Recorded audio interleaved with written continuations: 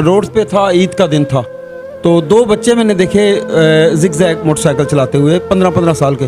तो मैंने रोक के उन्हें कहा कि आप आहिस्ता चलाएं, उन्होंने कहा कुछ नहीं होता।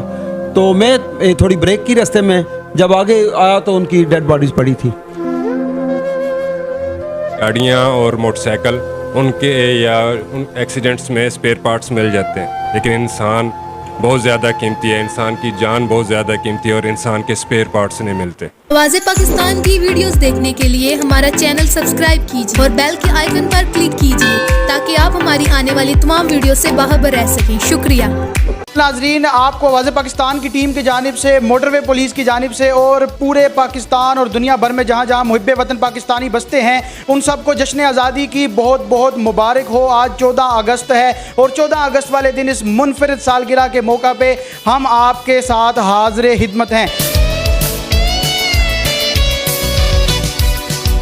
अस्सलाम वालेकुम नाजरीन, मैं हूं आपका मेज़बान मुबशर नज़ीर कुरैशी और आप देख रहे हैं आवाज़े पाकिस्तान। नाजरीन, आपने बड़ी बड़ी सालगिरह देखी होंगी, लेकिन आज जिस मुनफरिद सालगिरह के साथ हम आपकी खिदमत में हाजिर हुए हैं, ये ना तो किसी रेस्टोरेंट पर हो रही है, ना तो किसी बंगलों पे और ना ही किसी बड़े फार्म हाउस पे, बल्कि आज की ये जो सालगिरह है ये national highways and motorway police के ऑफिस में मुनक्कद की गई है। इस सालगिरह के हवाले से हम बातचीत करते हैं। हमारे साथ मौजूद हैं एडमिन ऑफिसर, उनसे बात करते हैं और उनसे जानते हैं कि इस मुनफरिद सालगिरह की ऐसी क्या खास बात है और इस बच्चे की सालगिरह हर साल जश्न आज़ादी के मौका पर हाईवे ऑफिस में क्यों मनाई जाती है। अस्सलाम वालेकुम।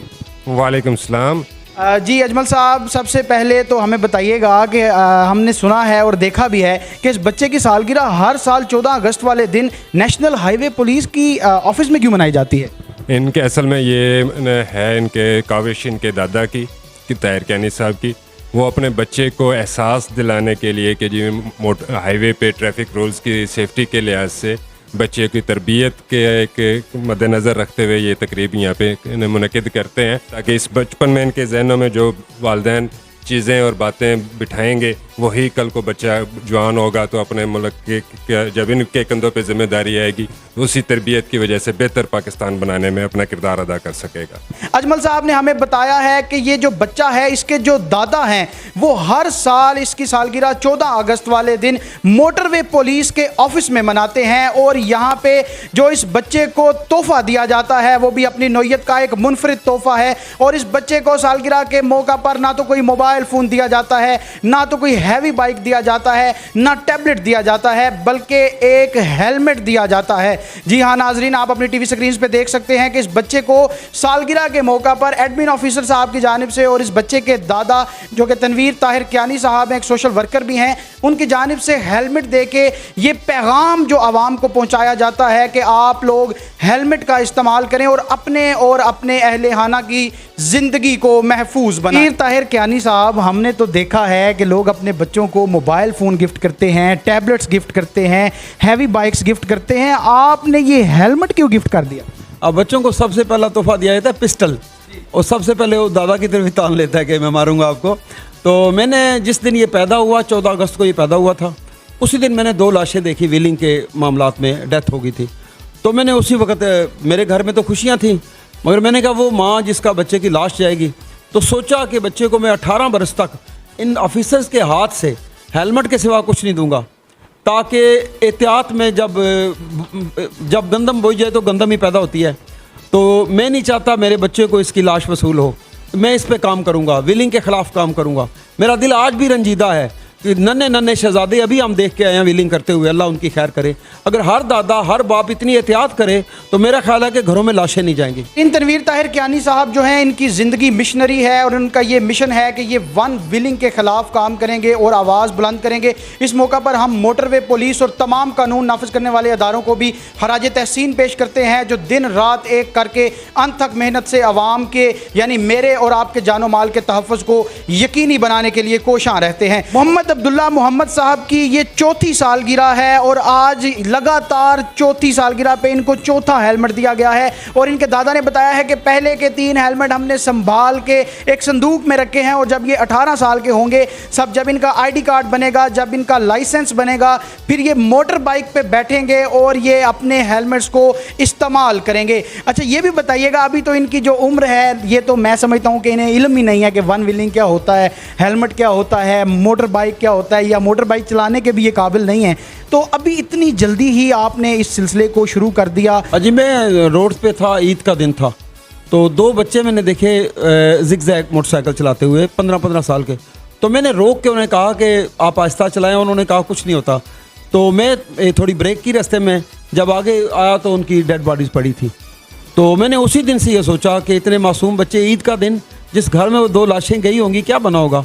तो मैंने कहा मैं अल्लाह मुझे पोता दे तो मैं उसे 18 बरस तक हेलमेट, जब 18 हेलमेट निकलेंगे कुछ तो ख्याल आएगा कि मेरे दादा ने ये सेफ्टी हेलमेट मुझे क्यों दिए थे।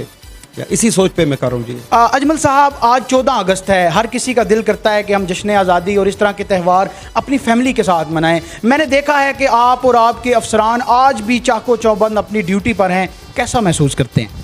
जी, हम अल्लाह ताला ने हमें ये पाकिस्तान बहुत सारी कुर्बानियों के बाद दिया। लाखों लोग शहीद हुए, हज़ारों के और लाखों की तादाद में हमारी बहनों की, माओं की इज़्ज़तें लुटी, फिर ये हमें पाकिस्तान मिला।